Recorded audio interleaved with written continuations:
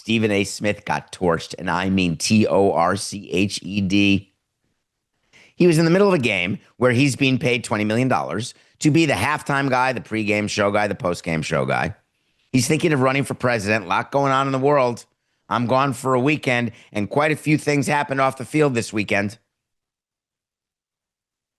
And someone over his shoulder took a picture and a video of Stephen A. Smith playing solitaire on his phone during the NBA game.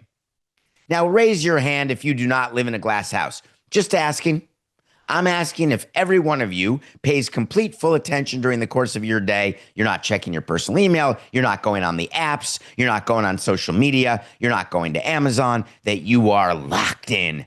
And I mean locked in. Me defending Stephen A. Smith is laughable. Defending someone who I think is a complete blowhard, who does not have complete conviction in all his feelings and wants to just make sure that he can get clipped and aggregated. By the way, I am genuflecting in your general direction to get 20 million to do what you do. Believe me, that's a path on it. He's playing solitaire during the NBA Finals games. Then someone catches him. Then he tweets, I don't know what y'all talking about. It was during timeouts. The cover-up's always worse than the crime. I have no idea why he would tweet that, since it was clearly because the person who took the video panned out. By the way, the game was going on. Here's an idea of what Stephen A. Smith could have said. I'll do whatever I damn well please during the course of a game. But that's not what I wanted to talk about. I want to talk about what is going on around the NBA with ESPN, with the NBA Finals. The fact that Indiana was trying to take a 3-1 lead in Game 4. The fact that Indiana is a story of how teams are put together that got manifested only 2 days later when a trade was made by a team, Orlando, who wants to do exactly what Indiana's doing, hence copycat league. If it works for Indiana, let's make it work for Orlando. The gravitas, and I use that word understanding, that there are wars going on, there is genocide going on, there is misunderstanding going on, there's hate, there's death, there's shootings. I understand all that is going on off the field. But right now on the field, the job of the broadcaster is to give the proper weight and gravitas to that which they are presenting to you. This is not a Tuesday in the middle of the season.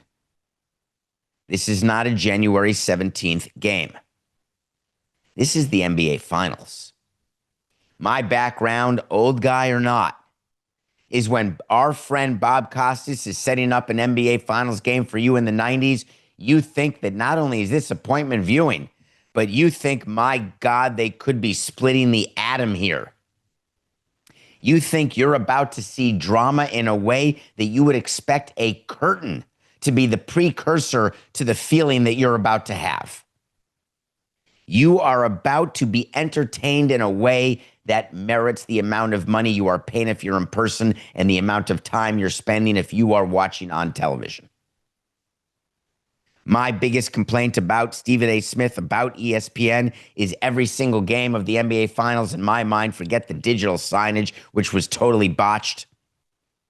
My view is that there is not that sort of excitement, that sort of drama, that this series has been full of drama. We've got a Game 5 tonight, which is really Game 1 in a 2 out of 3.